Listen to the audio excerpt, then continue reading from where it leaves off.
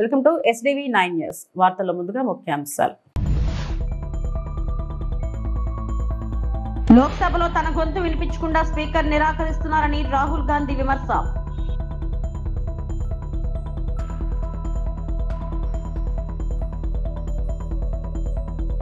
పోలవరంలో సీఎం చంద్రబాబు పర్యటన.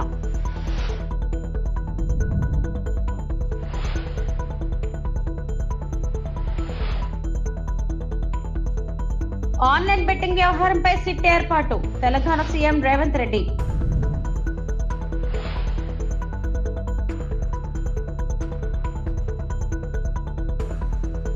మరోసారి శ్రీవారి ఆలయ గోపురంపై వెళ్లిన విమానం.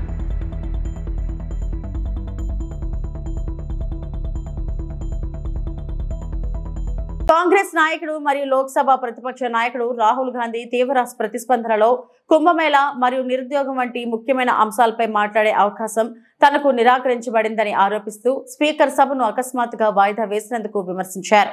పదే పదే అంతరాయం కలిగించడం పట్ల గాంధీ నిరాశ వ్యక్తం చేశారు మరియు అలాంటి చర్యలు ప్రజాస్వామ్య నిబంధనలను దెబ్బతీస్తాయని నొక్కి చెప్పారు.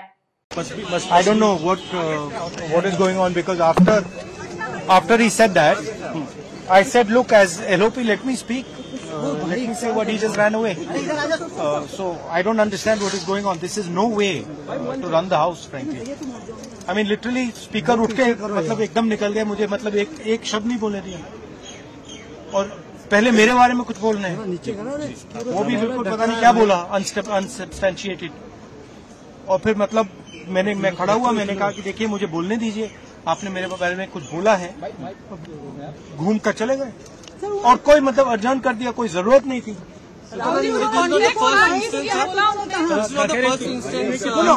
देखिए मुझे हाउस में जब भी मैं उठता हूँ एक कन्वेंशन है, लीडर ऑफ ऑपोजिशन को बोलने दिया जाता है. भैया ये माइक मेरे मुंह में पीछे. लीडर ऑफ ऑपोजिशन को एक कन्वेंशन है कि बोलने दिया जाता है. जब भी मैं खड़ा होता हूँ मुझे बोलने नहीं दिया जाता. ठीक है, तो पता नहीं मतलब ये किस प्रकार से हाउस चल रहा है. जो हम कहना चाहते हैं हमें कहने नहीं देते. सर, पार्लियामेंट्री अफेयर्स मिनिस्टर के खिलाफ भी प्रिविलेज नोटिस लेकर आए थे क्योंकि वो बनाना पड़ा है. आपके ऊपर कहा कि राहुल स्पिरिट मैंने कुछ नहीं किया है. तो उन्होंने ये कहा, मुझे बोलने दीजिए, मैंने कुछ नहीं किया है. मैं बिल्कुल शांति से बैठा था, मैंने एक शब्द नहीं बोला. ठीक है, और पिछले मतलब 7-8 दिन में मुझे बोलने नहीं दिया, मैंने कुछ नहीं बोला. आपको क्या स्पेसिफिक? वैसे मुझे बोलने दीजिए, मैं बोल रहा हूँ, मुझे इंटरप्ट मत कीजिए. तो ये एक नया तरीका है जहाँ डेमोक्रेसी में ऑपोजिशन की जगह होती है और सरकार की जगह होती है. यहाँ पे ऑपोजिशन की जगह है ही नहीं, यहाँ पे सिर्फ सरकार की जगह है. और हम उस दिन प्रधानमंत्री जी ने कुंभ मेला के बारे में बोला, मैं अपनी बात जोड़ना चाहता था. मैं कहना चाहता था हाँ बहुत अच्छा है कि कुंभ मेला हुआ, और मैं बेरोजगारी के बारे में भी कुछ कहना चाहता था, नहीं बोलने दिया. तो अब पता नहीं मतलब स्पीकर की क्या थिंकिंग है, क्या अप्रोच है, बट सच्चाई ये है कि हमें नहीं बोलने दिया. और हम हमारी पार्टी विपक्षी मेन पार्टी है, मैं लीडर ऑफ ऑपोजिशन हूँ. तो ये बिल्कुल नॉन डेमोक्रेटिक स्टाइल से चलाया जा रहा है. AP CM Chandrababu Polavaram project వద్దకు చేరుకున్నారు. తొలుత ఏరియల్ వ్యూ ద్వారా ప్రాజెక్ట్ ప్రాంతాన్ని సీఎం పరిశీలించారు. అనంతరం నిర్వాసితులతో చంద్రబాబు ముఖాముఖి నిర్వహించారు. వారి సమస్యలను సీఎం అడిగి తెలుసుకున్నారు.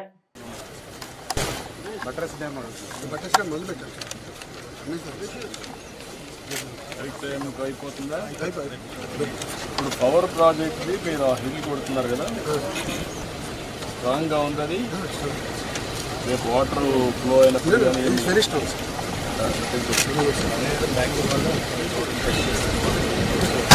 ప్రొటెక్షన్ బాక్స్ అన్ని ఉన్నారు.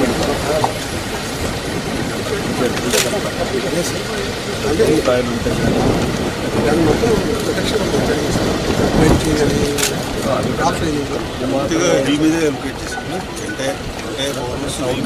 ఉన్నాము. కానీ ఒక్కొక్కసారి బ్రేక్ చేసిన తర్వాత అలాంటి ఏమన్నా ఉంటే టన్నల్స్ చేసినాం కదా సార్, టన్నల్స్ మొత్తం చూసాను. जबरदस्त No pressure, sir. I think the fact is very hard also, except some parts.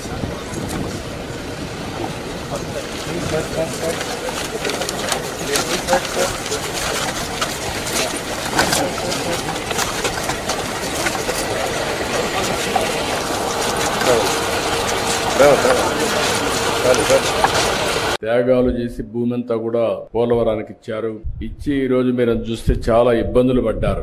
ఇంత మునుపు కూడా ఒకసారి మీరు చూస్తే చాలా తక్కువ డబ్బులు ఇస్తే ఆ రోజు నేను వచ్చినప్పుడు భారీగా పెంచి ఇమ్మీడియట్ గా ఆ రోజు చూస్తే 14-19లో 4,311 కోట్ల రూపాయలు మీకు చెల్లించిన ప్రభుత్వం ఆనాటి ఎన్డీఏ ప్రభుత్వం, తెలుగుదేశం అని చెప్పి కూడా నేను మీ అందరికి విజ్ఞప్తి చేస్తున్నా.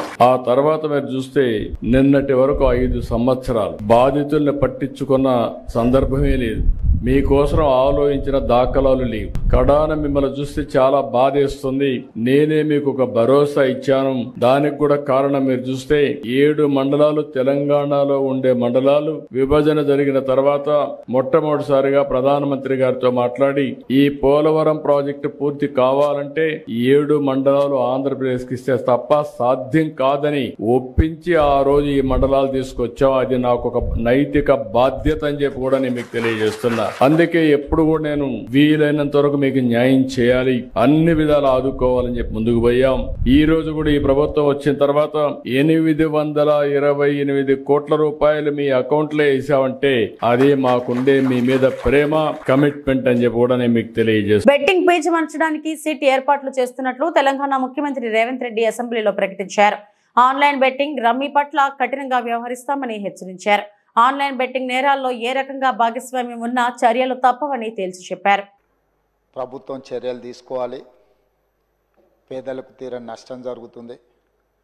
పేదలు బెట్టింగ్ యాప్లతో బలవుతున్నారు, ఆత్మహత్యలు చేసుకుంటున్నారు, రకరకాల ఆందోళనలు చేపట్టడం జరిగింది, మాట్లాడడం జరిగింది.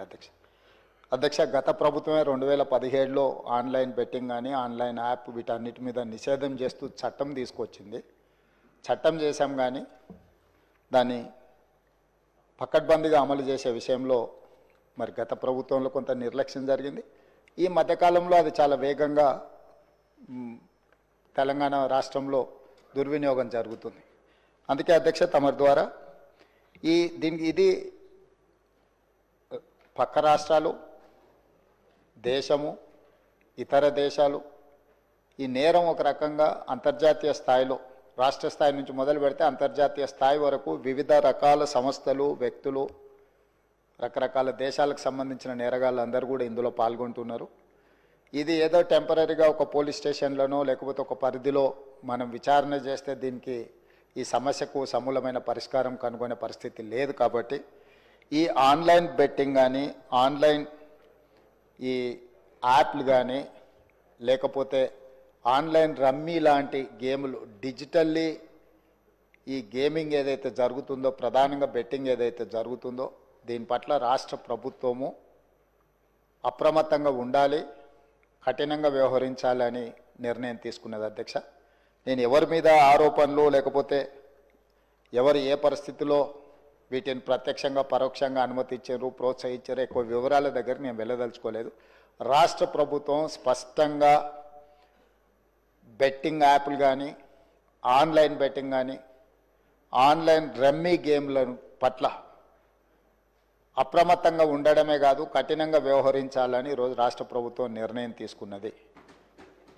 దీన్ని నిరోధించడానికి, నిషేధించడానికి అవసరమైన చర్యలు తీసుకోవడానికి ఒక స్పెషల్ ఇన్వెస్టిగేషన్ టీం, వీలైతే సిబిసిఐడి కానీ లేకపోతే అధికారులతో సమీక్ష చేసిన తర్వాత ఒక స్పెషల్ ఇన్వెస్టిగేషన్ టీంని వేసి కఠినంగా వ్యవహరించాలని చెప్పి ఈరోజు రాష్ట్ర ప్రభుత్వం నిర్ణయం తీసుకున్నది. అధ్యక్ష అదేవిధంగా గతంలో చేసిన చట్టంలో దీంట్లో ప్రధానంగా 2 సంవత్సరాల కంటే మించి శిక్ష కూడా లేదు.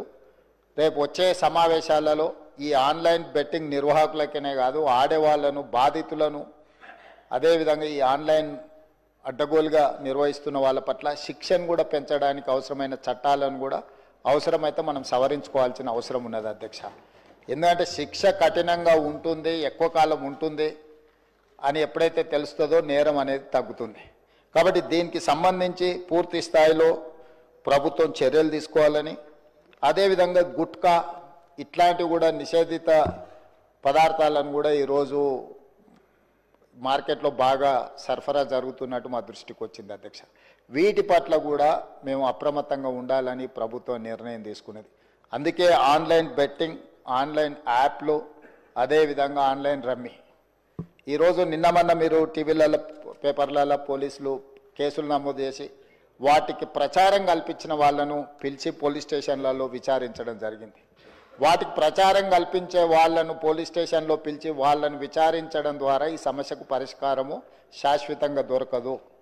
వీటిని నిర్వహించే వాళ్ళు, వీటిని ప్రమోట్ చేసేవాళ్ళు, చివరికి ఈ యాప్ల ద్వారా లబ్ధి పొందుతున్న వాళ్ళు. తిరుమల శ్రీవారి ఆలయంపై మరోసారి విమానం వెళ్లింది. గతంలోనే టీటీడీ దేవస్థానంపై నుంచి విమానాలు వెళ్లకూడదని విమానయాన శాఖకి తిరుమల తిరుపతి దేవస్థానం విజ్ఞప్తి చేసింది. టీటీడీ విజ్ఞప్తిని పట్టించుకోవడం లేదని కేంద్ర విమానయాన శాఖపై తిరుమల వేద పండితులు, భక్తులు ఆగ్రహం వ్యక్తం చేస్తున్నారు. గురువారం తిరుపతి దేవస్థానం గుడి గోపురంపై నుంచి విమానం ప్రయాణించింది. ఆగమ శాస్త్ర నిబంధనల మేరకు శ్రీవారి ఆలయ గోపురంపై నుంచి రాకపోకలు నిషిద్ధం. ఇలా జరగడం ఇదే మొదటిసారి కాదు. గతంలో కూడా ఫ్లైట్లు తిరుమల గుడిపై నుంచి వెళ్లాయి.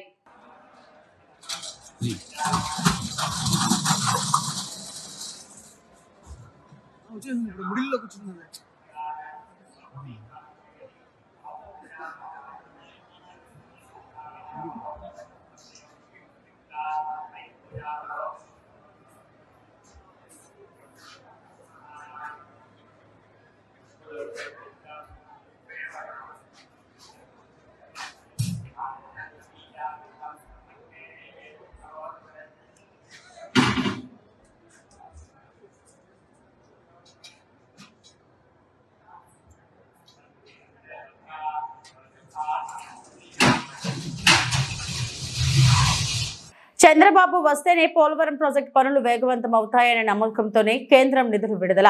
ముఖ్యమంత్రి చంద్రబాబు పోలవరం ప్రాజెక్టు పనుల పరిశీలన పర్యటనలో భాగంగా మీడియాతో మాట్లాడడం జరిగింది. చంద్రబాబు గారిపై నమ్మకంతోనే 2 విడతల్లో 5,050 కోట్లు ప్రధాని మోడీ విడుదల చేశారు. 2025 డిసెంబర్ నాటికి డీవాల్, 2027 డిసెంబర్ నాటికి పోలవరం ప్రాజెక్టు పూర్తి చేసేలా షెడ్యూల్ ప్రకారం పనులు చేస్తున్నామని డాక్టర్ నిమ్మల రామానాయుడు అన్నారు. పోలవరం ఒక జీవనాడి, ఒక వరం, భవిష్యత్తులో కరువు రహిత రాష్ట్రంగా మార్చేటువంటి పోలవరాన్ని ఆ రోజు 72% చంద్రబాబు నాయుడు గారు 14-19లో పూర్తి చేస్తే, మొన్న రెండవసారి కూడా పోలవరం క్షేత్రస్థాయి పర్యటనకు వచ్చి ఒక షెడ్యూల్ని, అంటే డయాఫ్రామ్ వాల్ని ఎప్పుడు ప్రారంభిస్తాం, ఎప్పుడు పూర్తి చేస్తాం, ఎర్త్కమ్ రాక్ఫీల్డ్ డ్యాము, మెయిన్ డ్యామ్ ఎప్పుడు ప్రారంభిస్తాం, ఎప్పుడు పూర్తి చేస్తాం, ఇట్లా ఒక షెడ్యూల్ని కూడా మీ అందరి సమక్షంలోనే ఈ పోలవరంలోనే అనౌన్స్ చేసినటువంటి పరిస్థితి ఉంది. ఇప్పుడు మళ్ళీ 3వసారి, అంటే ఈ కూటమి ప్రభుత్వ అధికారం వచ్చిన తర్వాత మళ్ళీ ఈ రోజు వచ్చి ఇచ్చినటువంటి షెడ్యూల్ ప్రకారం ఆ వర్క్స్ ఎంతవరకు జరుగుతున్నాయి అనే దాని మీద ఇప్పుడు చంద్రబాబు నాయుడు గారు కూడా మరి వర్క్స్ ఇన్స్పెక్షన్ చేయడం జరుగుతుంది. అదేవిధంగా ఎవరైతే నిర్వాసితులు ఉన్నారో వాళ్ళు కూడా, ఎందుకంటే ధన్యవాదాలు, ఎందుకంటే గత వైఎస్ఆర్సీపీ 5 సంవత్సరాల ప్రభుత్వంలో ₹1 మరి నిర్వాసితులకు అందలేదు. ఒక అర్బస్తా సిమెంట్ పని కూడా కాలనీకి చేయలేనిటువంటి స్థితిలో మొన్న 2017లో 800 కోట్ల రూపాయలు చంద్రబాబు నాయుడు గారు ఆ రోజు ముఖ్యమంత్రిగా ఉండి ఇచ్చారు. మళ్ళీ మొన్న 2025 జనవరి మరి ఫస్ట్ వీక్లోనే మళ్ళీ 830 కోట్ల రూపాయలు చంద్రబాబు నాయుడు గారు ముఖ్యమంత్రిగా ఉండగా, అంటే నిర్వాసితులకు అందినటువంటి సాయం ఆ రోజు చంద్రబాబు నాయుడు గారే, ఈ రోజు చంద్రబాబు నాయుడు గారే, మధ్యలో ఉన్నటువంటి జగన్మోహన్ రెడ్డి 5 సంవత్సరాల్లో మరి ఇచ్చింది 0 అనేటువంటి భావంతో ఇవాళ నిర్వాసితులు కూడా మరి చంద్రబాబు నాయుడు గారిని కలిసి కృతజ్ఞతలు కూడా చెప్పబోతూ ఉన్నారు. మరి చాలా క్లియర్గా ఈరోజు ఆ యొక్క నిర్వాసితులతోటి మాట్లాడిన అనంతరం ఏదైతే ఈ యొక్క పోలవరానికి సంబంధించి మరి ఫస్ట్ పాయింట్గా బట్రస్ డ్యామ్ ఏదైతే ఉందో, అంటే అప్పర్ కాపర్ డ్యామ్ని స్ట్రెంగ్తన్ చేయడం కోసం, ఎందుకంటే ఇప్పటికే సీపేజ్ అవుతుంది అప్పర్ కాపర్ డ్యాము, దాన్ని మనం లిఫ్ట్ చేస్తూ ఉన్నాం వాటర్ అంతటినీ కూడా. అయితే రేపు కన్స్ట్రక్షన్ చేసేటప్పుడు రైనీ సీజన్లో ఎక్కువ వాటర్ మనం బయట లిఫ్ట్ చేసినప్పుడు అప్పర్ కాపర్ డ్యామ్కి డ్యామేజ్ లేకుండా ఆ బట్రస్ డ్యాము ఏదైతే ఈ యొక్క ఇంటర్నేషనల్ ఎక్స్పర్ట్స్ కానీ సిడబ్ల్యూసి కానీ ఎవరైతే ఇచ్చారో దాని ప్రకారం ఈ బట్రస్ డ్యామ్ పనులు కూడా మరి ఏదైతే ఆల్రెడీ జరుగుతూ ఉన్నాయి.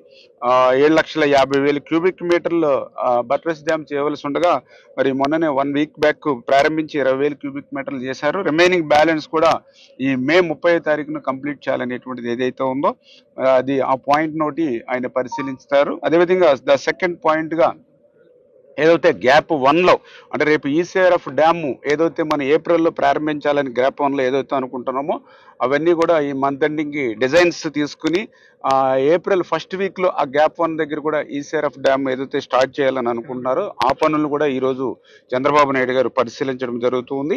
అదేవిధంగా మూడవదిగా ఏదైతే డయాఫ్రమ్ వాల్ అంటే ఏదైతే 1396 మీటర్ల డయాఫ్రమ్ వాల్ ఏదైతే ఉందో మరి అది ఇప్పటికి 158 మీటర్లు ఈ రోజుకి కంప్లీట్ అయినటువంటి పరిస్థితి. ఇప్పటి వరకు మనం జనవరి 18న మనం స్టార్ట్ చేసుకుని ఇంకా రిమైనింగ్ బ్యాలెన్స్ అనుకున్న షెడ్యూల్ ప్రకారం, ఎందుకంటే చంద్రబాబు నాయుడు గారు ఇచ్చింది 2025 డిసెంబర్ కల్లా డీవాల్ పూర్తి కావాలి కాబట్టి ఆ షెడ్యూల్ ప్రకారం ఆ యొక్క మీటర్స్ కానీ ఆ చదరపు మీటర్లు కానీ ఏ రకంగా జరుగుతుంది అనేది ఇంకా ఏదైనా ఆయన సజెషన్స్ కానీ మోడల్స్ కానీ ఏదైనా ఉంటే ఇంప్లిమెంటేషన్ గా ఆ డీవాల్ ను కూడా ఈ రోజు పరిశీలన చేస్తారు. అదేవిధంగా 4వ పాయింట్గా ఏదైతే గ్యాప్ 2 ఏదైతే ఉందో అక్కడ కూడా ఈసీఆర్ఎఫ్ డ్యామ్ అంటే డయాఫ్రమ్ వాల్ పూర్తయిన తర్వాత ఈసీఆర్ఎఫ్ డ్యామ్ నిర్మాణం చేస్తే అది మరి టైం మరి డిలే అవుతుందనే ఉద్దేశంతో డయాఫ్రమ్ వాల్ నిర్మాణం అవుతుండగానే ప్యారలల్ గా ఈసీఆర్ఎఫ్ డ్యామ్ కూడా నిర్మాణం చేసుకోవచ్చు అని ఏదైతే ఇంటర్నేషనల్ ఎక్స్పర్ట్స్ కానీ సిడబ్ల్యూసీ అనేది ఇచ్చారో దాని ప్రకారం ఆ గ్యాప్ 2లో కూడా మరి రేపు నవంబర్ నుంచి అక్కడ ఈసీఆర్ఎఫ్ డ్యామ్ ప్రారంభించేటువంటి విధంగా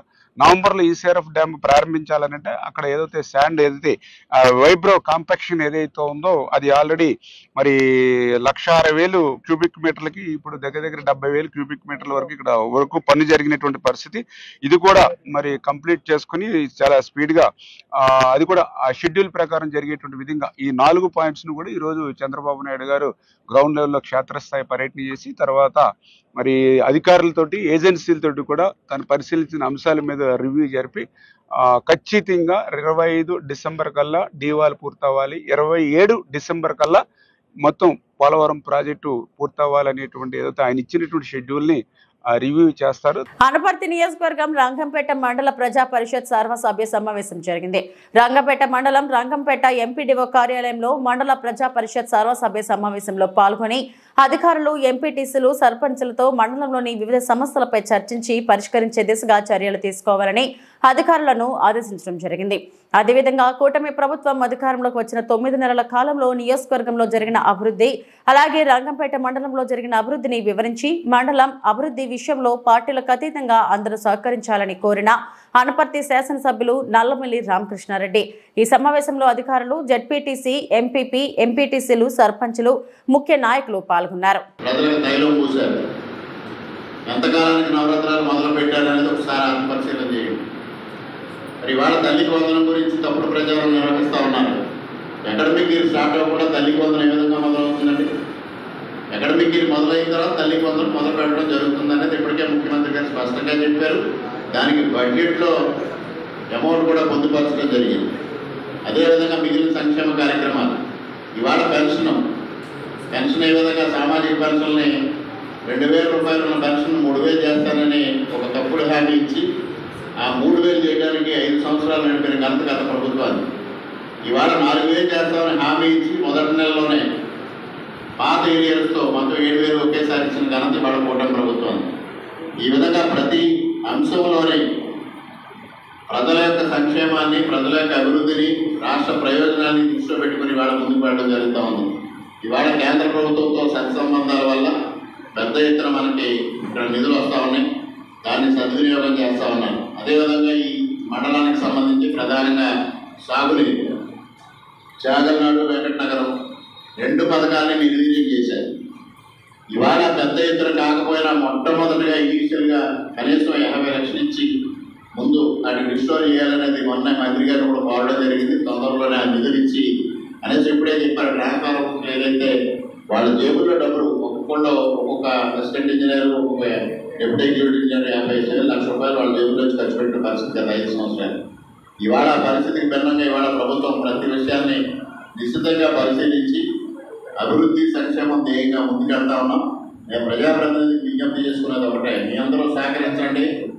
మీరు ఎన్నికైనా, మేము ఎన్నికైనా ప్రజల నుంచి ఎన్నికైనా మనందరి ధ్యేయం ఒకటే, ప్రజల యొక్క ప్రయోజనాలు కాపాడాలి, అభివృద్ధి చేయాలి, సంక్షేమం చూడాలి.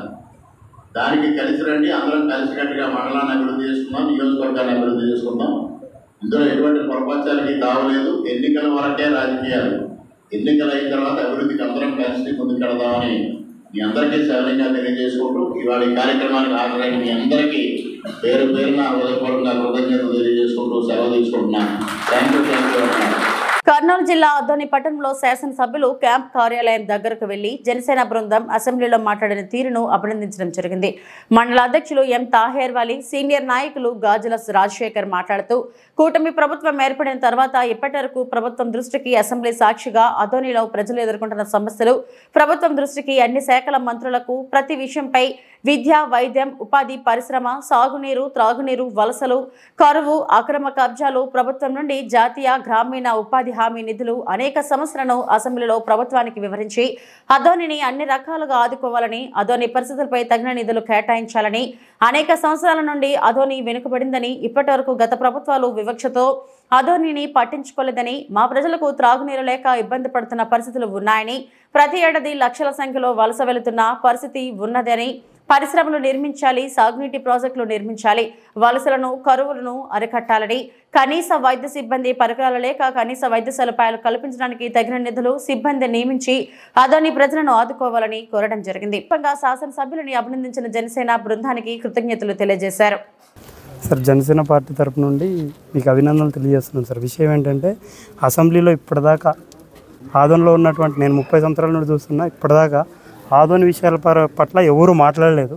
మీరు బాగా మాట్లాడినారు. మీకు కూడా జనసేన పార్టీ అన్ని విధాలుగా ప్రతి విషయంలో కూడా మీకు అండదండగా ఉంటుంది.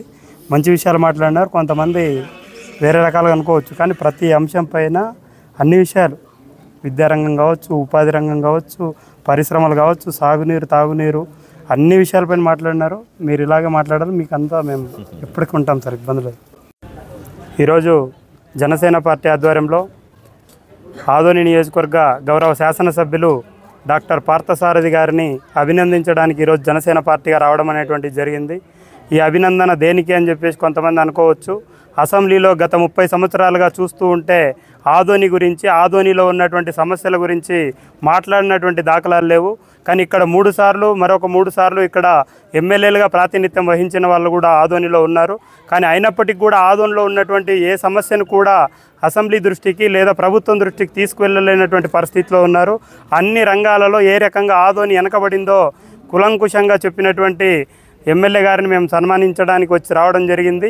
ఎందుకంటే తాగునీరు, సాగునీరు, విద్య, వైద్యం పట్ల కూడా అన్ని విషయాలను ప్రభుత్వం దృష్టికి తీసుకెళ్లడానికి ఆయన మంచి కృషి చేశారు. కాబట్టి ఆయన అభినందనలు తెలపడానికే ఈరోజు జనసేన పార్టీగా రావడం జరిగింది. మరి అక్కడ ఉన్నటువంటి స్పీకర్ గారు ఎవరైతే మాట్లాడినారో వాళ్ళు మాట్లాడేటువంటి తీరు మా ఆదోని ప్రజలు కూడా, జనసేన పార్టీకి కూడా అది నచ్చలేదు. ఎందుకంటే ఆయన స్పీకర్గా ఉన్నప్పుడు మాట్లాడడానికి అవకాశం ఇవ్వాలా, లేదా దానికి సమాధానం ఇవ్వాల్సింది మంత్రులు సమాధానం ఇవ్వాలా. కానీ ఆయన సమాధానం ఇవ్వాల్సినటువంటి అవసరం లేదు. ఆయన కూడా బాధ్యత రహితంగా మాట్లాడినటువంటి పరిస్థితి ఉంది. ఆయన కూడా మరోసారి ఆదోనిని కించపరిచే విధంగా మాట్లాడకుండా ఉంటే మంచిది. ఆదోని అన్ని రకాలుగా వెనకబడినటువంటి విషయం అందరికీ తెలుసు. మరి ఆయన కూడా ఆదోని నియోజకవర్గానికి వచ్చి తెలుసుకుంటే బాగుంటుందని చెప్పేసి జనసేన పార్టీగా ఆయనకి విజ్ఞప్తి చేస్తారు. ప్రజాపాలన పేరుతో నిర్బంధ పాలన సాగిస్తున్న ప్రభుత్వం, ఆశా వర్కర్ల పట్ల ప్రభుత్వం నిర్బంధం దుర్మార్గం. చలో హైదరాబాద్ కార్యక్రమానికి బయలుదేరిన ఆశాలను అర్ధరాత్రుల్లో అరెస్టు చేయడం, గృహ నిర్బంధించడం, హైదరాబాద్ చేరుకున్న ఆశాలపై పోలీసుల చేత లాఠీచార్జి చేసి దాడి చేయించడాన్ని నిరసిస్తూ రాష్ట్ర కమిటీ పిలుపు మేరకు ములుగు జిల్లా కేంద్రంలో అంబేద్కర్ విగ్రహం ముందు నల్ల బ్యాడ్జీలు ధరించి నిరసన వ్యక్తం చేసిన అనంతపురం అంబేద్కర్ విగ్రహానికి ఆశా వర్కర్ల వినతిపత్రం ఇచ్చి నిరసన తెలపడం జరిగింది. ఈ సందర్భంగా సిఐటి జిల్లా కార్యదర్శి రత్నం రాజేంద్ర మాట్లాడుతూ ప్రభుత్వం ఆశాలపై నిర్బంధ ఖండ లాఠీ చార్జీని తీవ్రంగా ఖండిస్తున్నామన్నారు. ఇప్పటికైనా ప్రభుత్వం అసెంబ్లీ బడ్జెట్ సమావేశాలు ముగిసేలోపు ఆశా వర్కర్లకు ఇచ్చిన హామీ ప్రకారం ఫిక్స్ వేతనం 18,000 రూపాయలు నిర్ణయించాలని, ఇంకా ఇతర సమస్యలు పరిష్కరించాలని, లేకుంటే పెద్ద ఎత్తున ఉద్యమం చేస్తామని అన్నారు. కార్యక్రమంలో సిఐటియు నాయకులు సద్దాం హుస్సేన్, ఆశా యూనియన్ రాష్ట్ర ప్రధాన కార్యదర్శి ఆర్ నీలాదేవి, చుంచు మంజుల, యశోద తదితరులు పాల్గొన్నారు. ఖండించండి ఆశాల అక్రమ అరెస్టులను. ఇన్స్టిట్యూట్ వేతనం 18,000 రూపాయలు ఇవ్వాలి. కాంగ్రెస్ మేనిఫెస్టోలో పెట్టిన విధంగా 18,000 రూపాయల వేతనము ఇవ్వాలి. ఫిక్స్డ్ వేతనము ఖండించాలి. నిరంకుశ పాలన ఖండించాలి. కాంగ్రెస్ పార్టీ నిరంకుశ పాలన ఖండించాలి. కాంగ్రెస్ పార్టీ నిరంకుశ పాలన ఖండించండి ఆశాల అక్రమ అరెస్టులను. ఖండించండి ఆశాల అక్రమ అరెస్టులను. అక్రమ అరెస్టులను ఖండించండి. అక్రమ అరెస్టులను ఖండించాలి ఆశాల అక్రమ అరెస్టులను, ఆశాలపై లాఠీ చార్జిని ఆశాలపై లాఠీ చార్జిని ఖండించాలి. ప్రభుత్వ నిరంకుశత్వం, ఖండించాలి ప్రభుత్వ నిరంకుశత్వం, ప్రభుత్వ నిరంకుశత్వం. పరిష్కరించాలి ఆశాల సమస్యలను వెంటనే, పరిష్కరించాలి ఆశాల సమస్యలను వెంటనే. జిందాబాద్ జిందాబాద్ జిందాబాద్ జిందాబాద్. సోమవారం మార్చి 24వ తేదీన ఆశాలకి కాంగ్రెస్ పార్టీ ఎన్నికల ముందున్నటువంటి హామీ అమలు చేయాలని, ఆశా వర్కర్లకు ఫిక్స్డ్ వేతనం 18,000 రూపాయలు నిర్ణయించి వెంటనే చెల్లించాలని చెప్పేసి, అదేవిధంగా పిఆర్సీ ఏరియర్స్, ఇతరతర సమస్యలు, పిఎఫ్, ఈఎస్ఐ సమస్యలు పరిష్కరించాలని చెప్పేసి డిమాండ్ చేస్తూ చలో హైదరాబాద్ కోటి కమిషనర్ ఆఫీస్ ముట్టడికి శాంతియుతంగా వెళ్తున్నటువంటి ఆశా వర్కర్లని అక్కడ ధర్నా చేయకుండా రాష్ట్ర వ్యాప్తంగా ఎక్కడికక్కడ అరెస్ట్ చేశారు. అదే పద్ధతిలో కమిషనర్ ఆఫీస్కి చేరుకున్నటువంటి ఆశాలను కూడా మగ పోలీసులు సైతం ఆవాలని చూడకుండా, కనికరం లేకుండా లాఠీ చార్జ్ చేసి ఎక్కడికక్కడగా గుంజి ఫ్యాన్లలో ఎత్తి పడేసినటువంటి పరిస్థితి ఉన్నది. మరి కేసీఆర్ నిరంకుశంగా పరిపాలన చేస్తాను, మేము ప్రజాస్వామ్యయుతంగా పరిపాలన చేస్తాం, ఎవరికైనా ఏదైనా కావాలంటే మీరు ఏదైనా ధర్నా కూడా చేసుకోవచ్చు, అడగొచ్చు, మీరు అడిగితే మేము ఖచ్చితంగా చేస్తామని చెప్పినటువంటి ప్రభుత్వం ఇలా కాంగ్రెస్ పార్టీ మరి ఇలా నిరంకుశ పాలనకు నిదర్శనంగా ఇలా ఆశాలపైన నిర్బంధకాండ, ఆడబిడ్డలను చూడకుండా ఇలా ఆశాలను ఎక్కడికెక్కడ అరెస్ట్ చేసి లాఠీ చార్జ్ చేసి గాయాల పాలైనటువంటి పరిస్థితి ఉన్నది. కాబట్టి ప్రభుత్వం తమ మొండి వైఖరి మార్చుకొని వెంటనే ఆశాల సమస్యల్ని పరిష్కరించాలి, ఫిక్స్డ్ వేతనం నిర్ణయించాలి. ఆశాల యొక్క ఆశాలపై దాడిని తీవ్రంగా మేము ఖండిస్తూ ఉన్నాం. సభ సమాజం కూడా ఖండించాలని చెప్పేసి ఈ సందర్భంగా తెలియజేస్తాం. ఇవి ఇప్పటివరకు నా బులెటిన్ అప్డేట్స్. నమస్తే.